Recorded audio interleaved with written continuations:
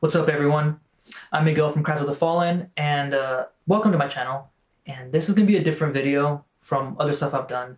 Obviously, if you know anything about me, it's all music stuff, my original music, and sometimes covers. But today I wanted to talk about something different, something that, if any of you saw, I believe it was my most recent cover. In the description, I talked a little bit about how about a month ago now, I was in surgery for my lung. It's not going to be a whole story about that. It's just something that happened during that experience that I want to talk about. So it was my daughter's birthday party. We were at Chuck E. Cheese. This was a Saturday, and everything was fine. There was nothing weird going on. I felt perfectly fine all the way through the night as well. Like, we came home, obviously, everything was cool. Nothing weird happened. The morning, Sunday morning that I woke up, I had a weird feeling here, like I thought it was my gallbladder going out or whatever. And I had that pain also in my back, like right where my shoulder blade hits in. And then I also had a weird sensation in the middle here where, like, anytime I would swallow like water or anything, it would like feel like a blockage here. So anyway, we go to the ER. They check me, they check my gallbladder, they check everything that they could. And there was nothing going on. They said that my gallbladder's fine, my liver was fine, everything else that they were checking, everything was fine. It was a CT scan, they did blood work, they did an ultrasound, which hurt so bad because they were pushing in that area that was hurting, and that was terrible. Anyway, we were there for most of the day on Sunday, and finally the doctor was like, "Don't worry, we're not gonna let you go like this, but we'll still try to figure this out." So I just threw it out there. I was like, could it be my lung? Because it feels a little weird here, which, could be like airway thing. I don't know. Like, that's the only other thing that I thought of. So she goes, "You know what? We didn't see any of that in the stuff that we've done before, but we'll do an x-ray just to be safe." So they did.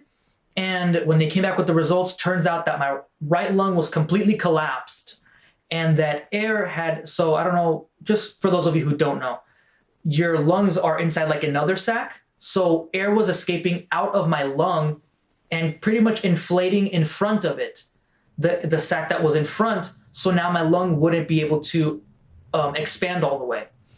So they had to go in there and pretty much put a tube in my chest in between the lung and that lining so they can let the air escape. They had no idea how it happened. They said usually it could be due to like trauma, like a hit or something, or like if I fell or whatever. I couldn't think of, like, nothing happened. So they said, well, regardless, we got to do that. So they did. And this is the story that I want to tell. When they were gonna do the chest tube, they didn't have to put me under like a full surgery because it's technically not a surgery. It was just like a procedure. So I forgot what they called it. It's like a sort of awake type of putting you under. So I was still awake, but they were going to give me some medication to numb the area and kind of make me pretty drowsy, kind of weird, and then go in, get the chest tube in there, get the air out. That was the goal. So naturally, because I've never had anything like this happen, well, other than having my appendix removed in January, so this year has been a little weird. But anyway, never having anything like this done or even happening to me, I was pretty freaked out. So when they all left, they didn't give me any time. They said, we got to do this now. So then they put me in the gown, they put me on the bed, and they said, we'll be right back with everything. So when they left, and my wife, I think she went to the car to go plug her phone in or something. I forgot, but she wasn't in the room either. I was just by myself. So I just prayed to God, and I said, you know what? Like, I put my life in your hands. Like, whatever happens, happens. Like, I don't know what's going to happen, and I'm pretty freaked out, but let your will be done. It's very simple, but heartfelt, meaningful thing to me, And when they came in, they're like, okay, we're going to do this. They got ready and everything. And they gave me the medication, and I'm not going to mention what it was just because it's not about the medication and it's not about anything else. The point is what happened. And I looked into this medication, and I haven't seen anybody have an experience like this. So that's why I'm saying it's not about the medication, and I'm not recommending anybody to look into it or whatever. So that's why I'm not mentioning what it is. But when the time came that they gave me this medication, and I was starting to go under, I instantly felt myself like start slipping backwards, back and back and back, like towards my mind, but then like further and further and further. And I just left. I felt like I was completely gone. And this is where it gets weird because I've never experienced anything like this. I felt that I was like my spirit self. And I felt like it was because I was out of my body, but still in my body. But I felt like I was somewhere else. Like I was somewhere in a void, like just blank, like in space kind of. And that I was with God. I wasn't alone. And it wasn't like, here's me and here's you. The way that I've explained it is we were this substance that, think of like clear jelly, and then you sprinkle in gold glitter, and it was like glowing gold.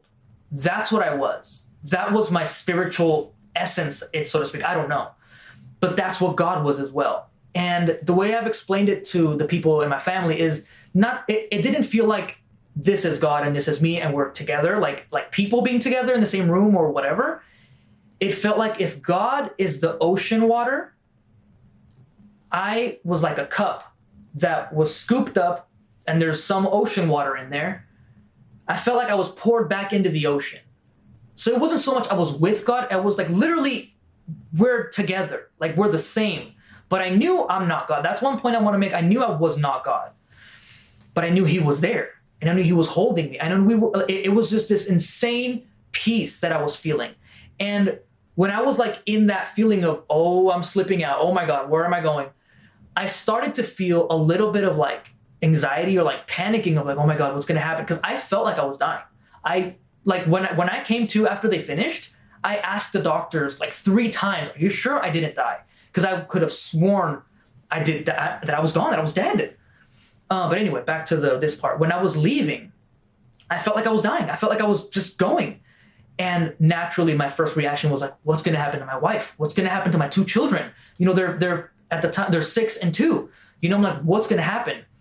And all of that just fell. And it wasn't so much that I didn't care anymore. It was just that I had such peace in my heart. And I knew deep in my heart that God was going to take care of them, whatever that meant.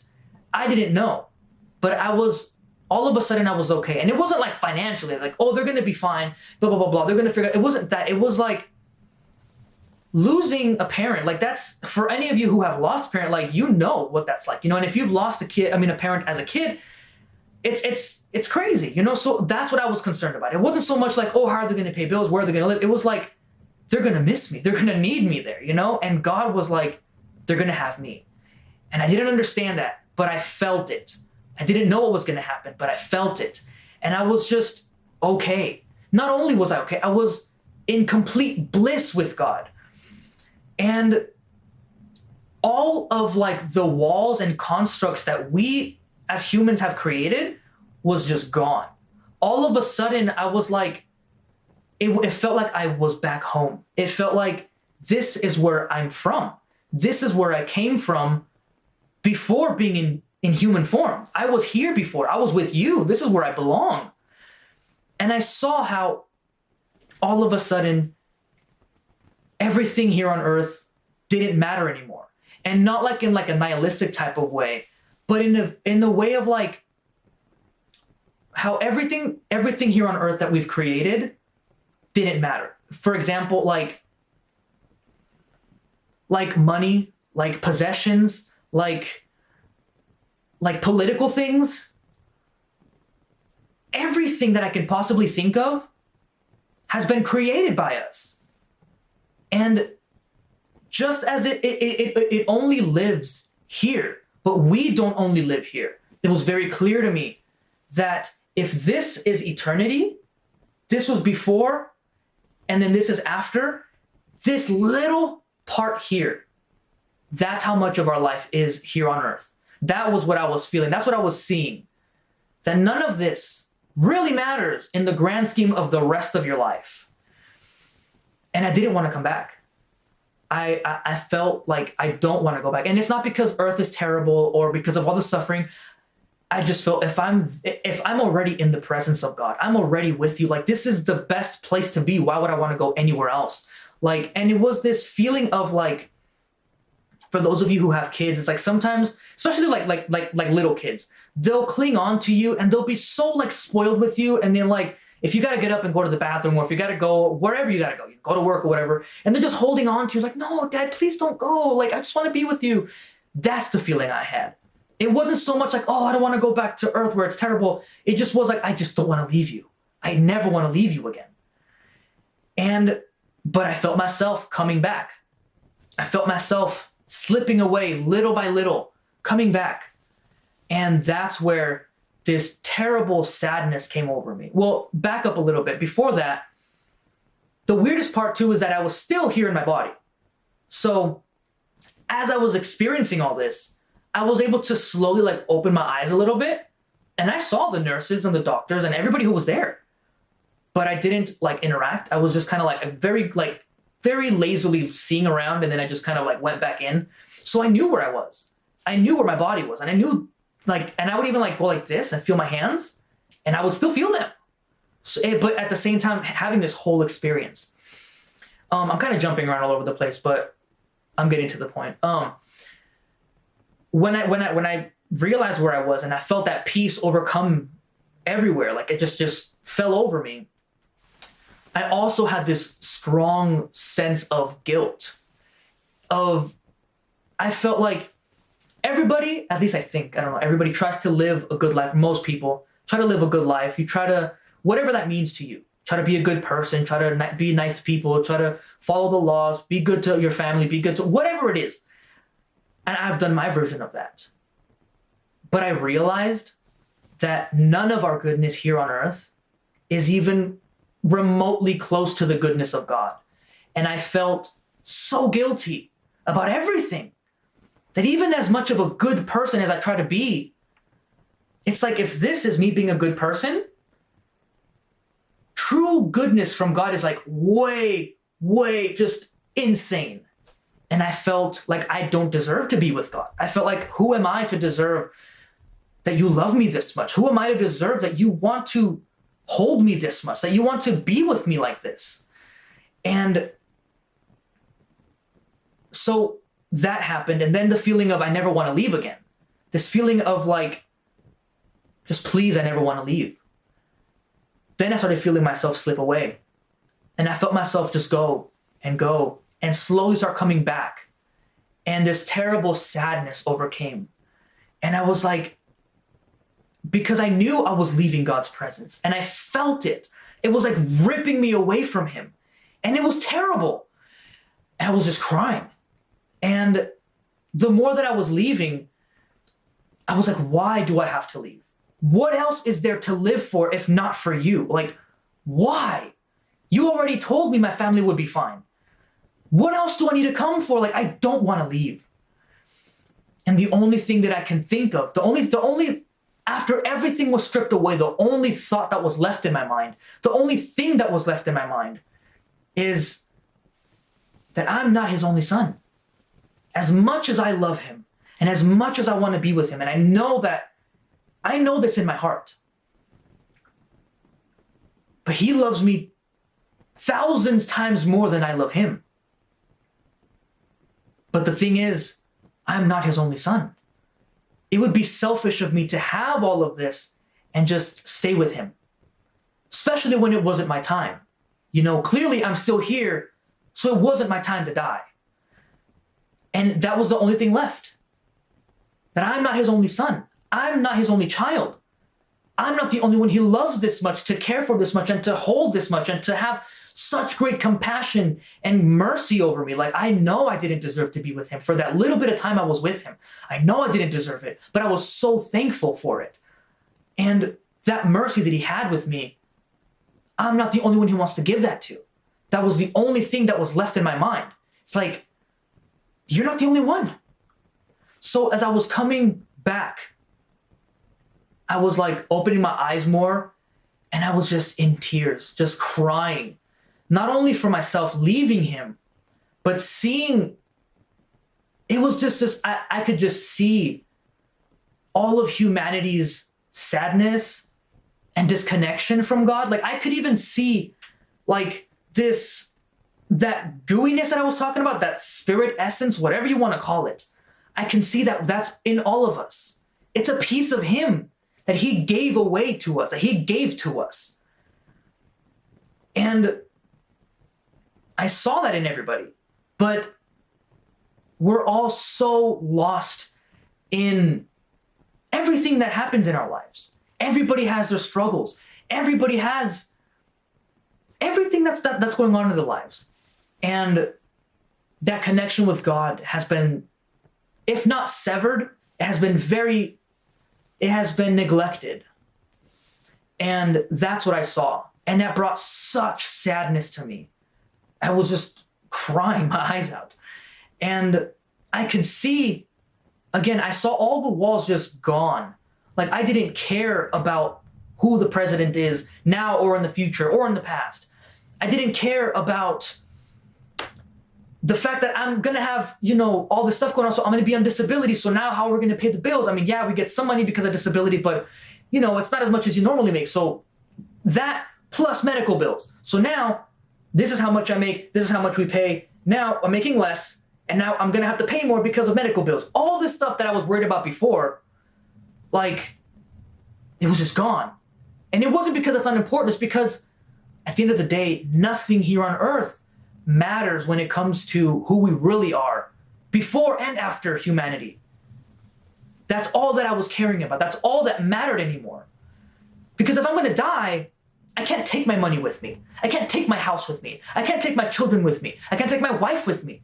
I can't take anything with me when I die. Nothing. It's just me inside. I can't even take this body with me. And I realized that goes both ways. You don't take any of your suffering with you, but you also don't take anything that you've worked so hard for. We're so distracted by, oh, my life sucks, and oh my God, this is happening, and that's happening, and oh my God, and all of that stuff you don't take with you. None of that matters because when you die, none of that is important anymore. All of a sudden, you're somewhere else. It's completely two different planes of living. And it goes the same way with things that you do work for.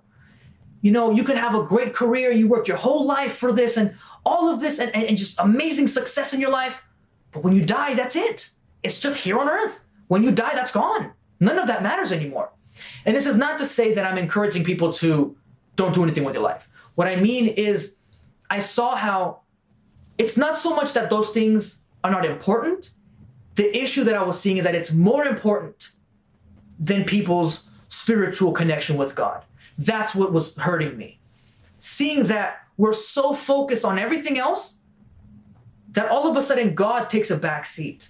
All of a sudden our spirit takes a back seat. And that, in essence, separates us from everything that is good from God.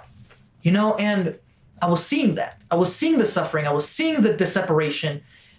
And I was coming back. And again, when I finally started talking, I'm assuming the doctor saw me like moving around and waking up or whatever. And she told me, hey, how's it going? The first thing I told her was like, did I die? And I feel bad because I think she thought that I was like doubting her skills as a doctor or whatever. And she goes, no, you didn't die. I told you I've done this before. I said, okay, I'm sorry. Because before all that went down, I asked her, I was like, I don't mean to sound rude or anything, but have you guys done this before? Because they were like bickering back and forth, like the nurses and the doctor, like, no, it goes this way. No, I've done it this way before. Like, no, every time I've done it, it goes this way. Well, that's what she said. It goes this way. And so I was like, oh my God, are they going to like butcher me or what? So I was a little freaked out. But so I asked her that. So I'm assuming after all this went down and I woke up and I asked her, did I die? I'm assuming that's what she was assuming I was talking about. Like that I thought she was not doing a good job. She had no idea what I had just experienced because I thought I literally died because I didn't want to come back. And she goes, no, you're fine. And I thought they were lying to me, because I asked another time, and they said, no, you were alive. And that's when the doctor said, she goes, I told you I've done this before. And then she walks out. I was assuming that they didn't want to tell me that my heart stopped to not freak me out because I was still not all the way back or something. I was still convinced that I did die and that they just didn't want to tell me. And it wasn't until the third time I was like, are you really sure I didn't die? This was like the last nurse that was handling me. She goes, yes, like your heart never stopped. We were monitoring everything here. Your breathing never stopped. Everything was fine. Okay. But anyway, so when I came out, or came back or whatever, I was just in tears. I was just crying. It was just so overwhelming. And another thing, that experience in itself was so overwhelming. I know I said it was peaceful and stuff, and it was, but it was also loud and bright and dark and quiet all at the same time. It was so overwhelming. And this is why I'm saying I didn't want to mention anything about what they gave me, because I don't want to give anybody ideas that, oh, you should go do this, because it was not fun. I don't want to do this again. It was just very revealing. And it was just so overwhelming. And another thing, during that process too, the weirdest thing, so before that, obviously I had been working and stuff, and my coworker and I had been listening to the new Avenged Sevenfold song called Nobody.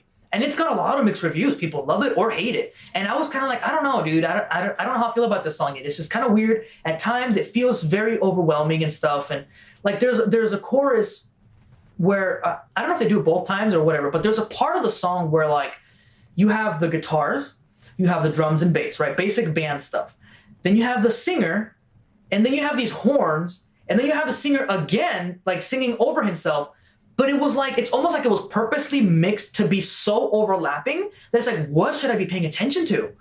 And it was like, it's just all over the place. I've come to appreciate this song now because of what happened. So anyway, I didn't know any of the lyrics. I knew it had something to do with like, the universe or whatever, but I never paid attention to the lyrics really. But that song, a specific section of that song kept playing in my head while all this was happening. And it's this part where it just keeps repeating nobody. It's just nobody, nobody. And it just keeps repeating. And that was just in my head over and over. And it got me to understand that I am nobody. I'm nobody without God. I felt that like everything who I was as a human or am as a human doesn't mean anything. If it's not like, I realize that if I'm not living my life for God, then I'm just wasting my time here. I'm not doing anything. Because no matter what I do on earth, when I'm gone, when I die, that's it. All my life that I had here on earth was pointless because I'm gone. That's it. Like, again, I don't want this to come across as like negative or discouraging people to do things in their life. It's the point of it for me was very clear that it's God is at the center of my life. If I'm not living my life, if I'm not living my life for God, then none of this matters. And that's what was so clear in my head. When I came back, I was crying and stuff and all that stuff. I asked them if I died and all that.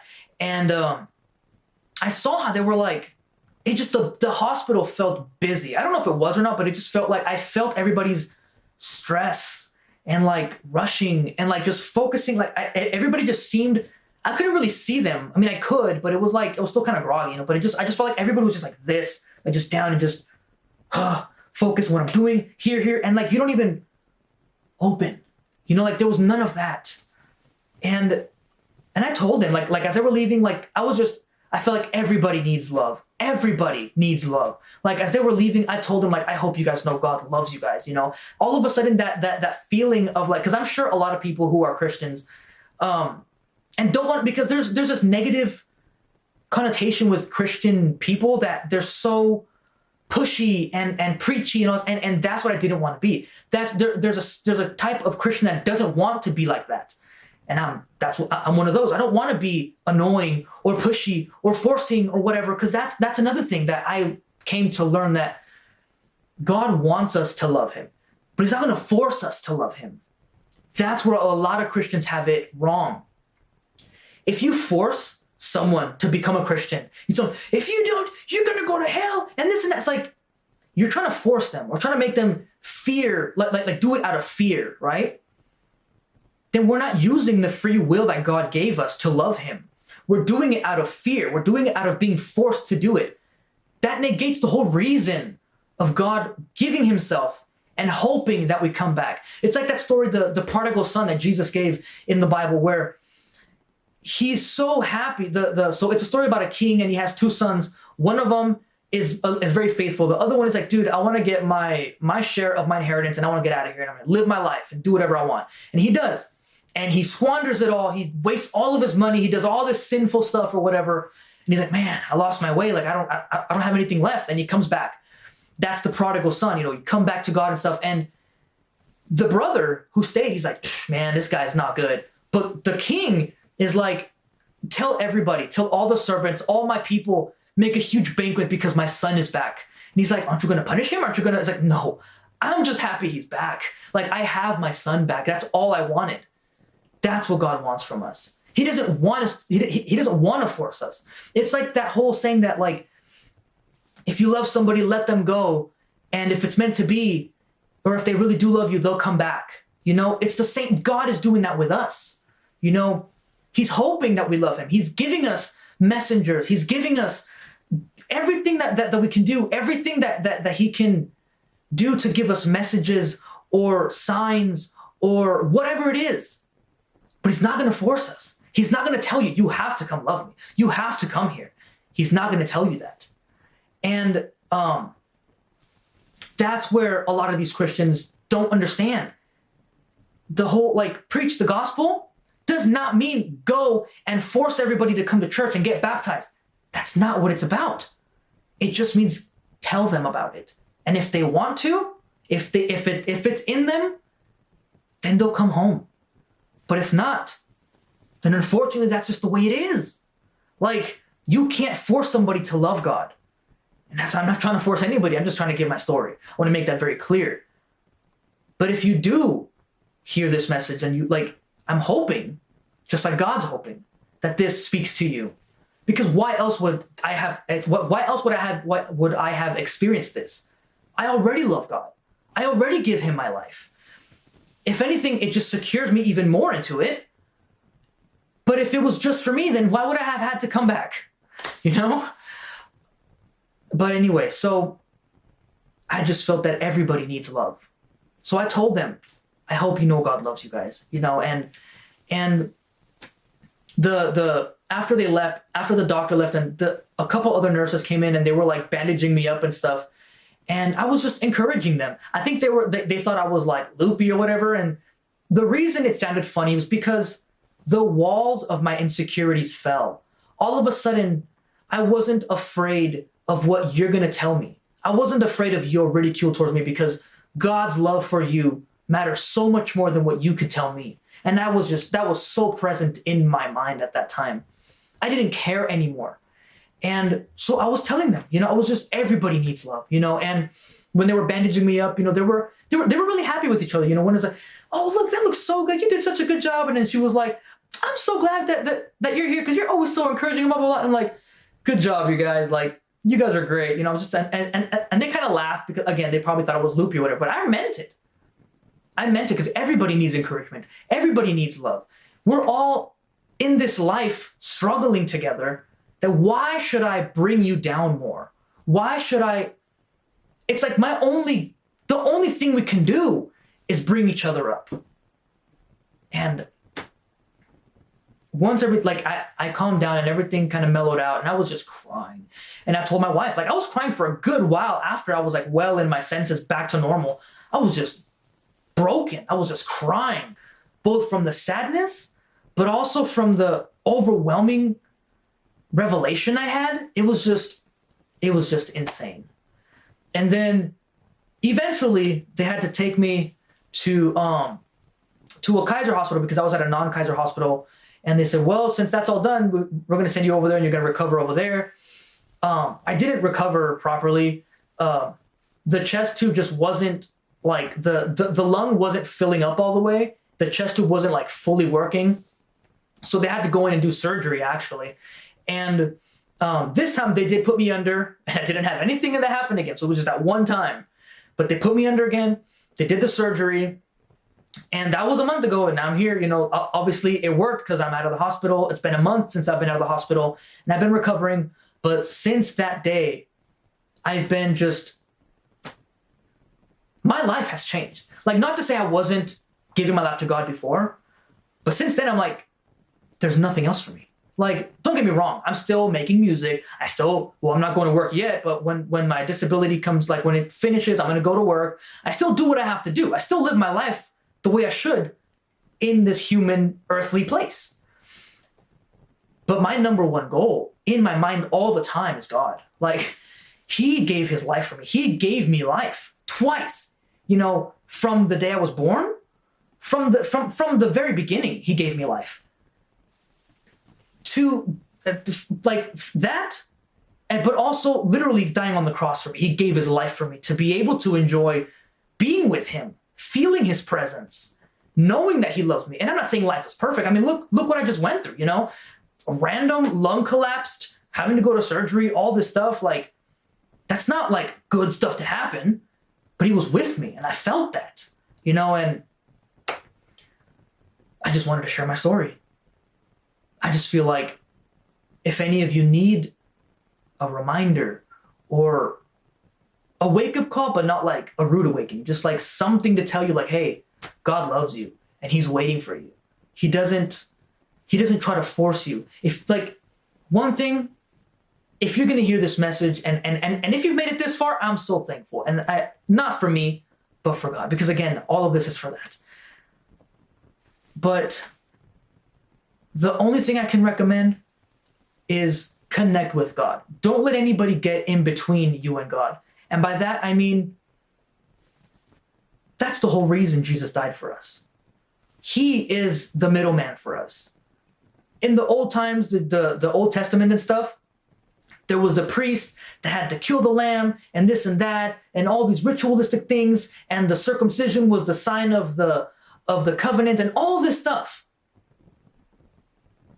And that's why Jesus came. He's like, there's no more middleman. This isn't working anymore. None of my people are being saved to me. None of I don't want to make this a huge, long thing, but there's a lot to go into that. The whole thing of paying for sins and stuff. But now there's no middleman. Don't let a priest, a pastor, anybody tell you. Don't let them get in the way of you and God. God left us one thing. And again, if you don't believe, then by all means, you don't have to. I'm hoping you do, but if you don't, that's fine. But God left us one thing here on earth. Well, two things. But physically, he left us one thing. And that's his book, the Bible. And people can argue back and forth whether there's proof or not or whatever. That's where faith comes from, But if you believe in Jesus and you believe in God and you want to give your life to God, the only thing I can recommend to you, the biggest thing I can recommend to you, is prayer and reading the Bible. Because if you do that, once I started doing that, I realized, wait, that church is telling me something that is not, it's actually contradicting what the Bible says. That church is telling me something that Jesus himself said not to do. That church is, and you start realizing, wow, these guys are lying to me. Those guys are lying to me. And there's nobody to be the middleman. Because there already is one. And that was Jesus. The only thing I can recommend to you is prayer to him, to God only. You don't need it. You don't need angels interceding for you. You don't need the saints interceding for you. Intercede means being the middleman, right? You don't need that. Because Jesus did that for you. And he said, I am the way, the truth, and the life, and no one comes to the Father but through me. Clear as day. In any Bible, you can read that. There's all these different translations. In any Bible, that's what he says. So you don't need to pray to someone else. You don't need to pray to that. You don't need to pray to this and this and this and that. Nothing. To him, the life giver only.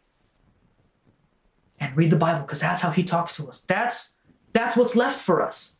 And if you don't know where to start in the Bible, I would recommend in the New Testament. Just because that's from, and I'm not saying don't read the Old Testament. I would say read the New Testament, then go back to the Old to understand, because from the New Testament on, that's how he teaches us how to be Christians, how to live our life after Jesus gave his life for us. And going back to the second thing he left us is the Holy Spirit. He's with us. He can hear us. And he may not, he's not a genie. He's not going to answer all your prayers that, oh, I wish I could get that raise. Please, God, I pray for that raise. Or, oh, please heal my sick mother, blah, blah, blah. We don't know the things of this world. We don't know all this stuff. And Jesus, God, is not going to be here to just grant you your wishes like he's some kind of genie. Okay? But prayer to him, he does listen. So those are the things. But those are the only things I can recommend. Don't let somebody else tell you how to get to God. Don't let somebody else tell you you need to do this, and you need to do that, and you need to do this, and all these other things. And if you don't, you're going to go to hell. It's very simple in the Bible. A very, very, very good example is when Jesus was on the cross. He had the two criminals crucified with him. And one of them was mocking him and yelling at him, saying, dude, if you really are the Son of God, get yourself out of here. Get us out of here. What are you doing? And this guy over here is like, dude, don't do that. Like, I deserve this. You deserve this. But he does not. He's an innocent man. He's dying. He's dying here with us. Like, don't. He was defending him pretty much. And he says, I know I deserve this. And I know I don't deserve the kingdom of heaven. But the only thing I ask is when you're up there, remember me. That's it. That's all he said. He didn't get baptized. He didn't get circumcised because that was the old Jewish way to, that was the covenant thing, right? He didn't, anything of the modern days that we do, nothing. He was a criminal till the day he died. And because he believed in Jesus Christ like that, and because he repented of what he did, he knew he was bad. He knew, and he said, just please just remember me. Jesus looked at him and said, today you will be in the kingdom with me. That's such a strong story, because so many times, and including myself, we hit ourselves hard that, oh, I'm not worthy. Oh my God, I'm going to go to hell. And I'm talking about obviously the Christians now, or people who want to, live life. If you're not a Christian and you don't believe in that, then you're not thinking this way, and that's fine. But a lot of us are like, oh my God, no, blah, blah, blah. Or if you're a new Christian, people tell you, you got to do this and you got to do that and you have to do this and all this stuff. And it's like, his mercy is so big. And that doesn't mean go and sin and go and do whatever you want because God's going to forgive you anyway. That's why I tell you, read the Bible, because specifically in the book of Romans, it'll tell you that. It'll explain that for you. It's like, oh, so just because God forgave us, we could just go sin and do whatever we want and live the way we want. We're going to go to heaven anyway. No, Paul addresses that in the book of Romans. That's what I mean. You're not going to have the answer. Like, no one's going to give you the proper answers unless you look for them yourself. His love and his mercy is so great. No matter what we do, if we turn from our sinful ways and we love him and we follow him, he's the only thing to live for. And that's it. In the Bible, well, anyway, again, I don't want to get into all the other stuff. I just wanted to give my story and give a word of advice to anybody who takes this message. If you don't like this message, if it's not for you, that's fine. You don't have to. You don't have to listen to anything I said or even believe me. You can just live your life the way you want to.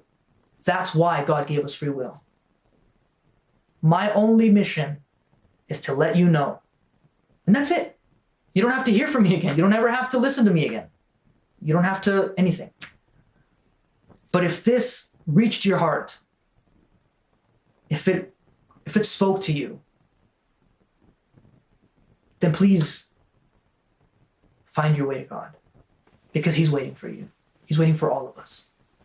In the Bible, in the book of Romans, Paul said that because people were kind of afraid of so what happens, are we going to go back to our sinful ways or whatever, now that Jesus died for us and all. If God loved us so much in our sinful ways, in our uncleanliness, he loved us so much that he sent his son to die for us. How much more is he gonna, he pretty much forgave us, and his mercy and his grace was so great that instead of condemning all of us, he sent his son to die for us.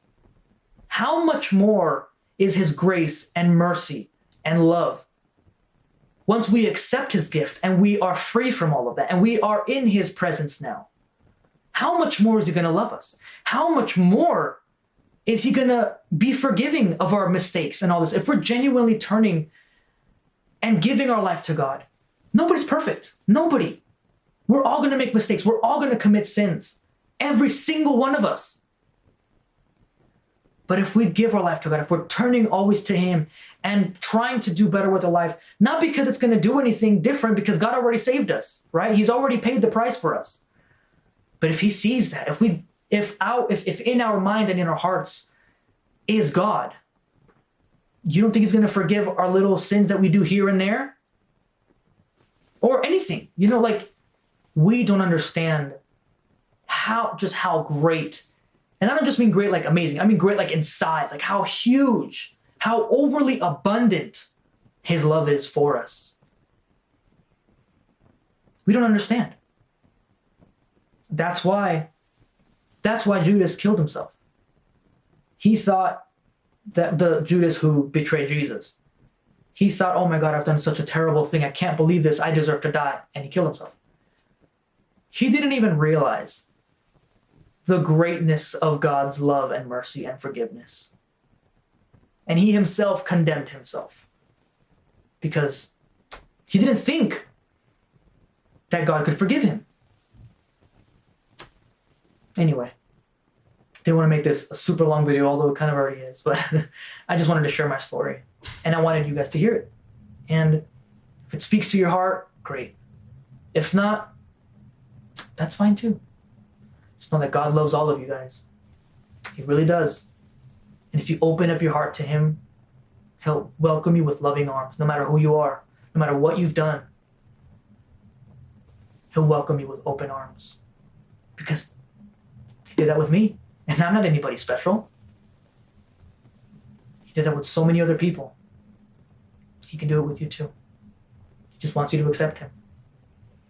Anyway, I hope that helped some of you guys. And I'll make other videos later. Talk to you later.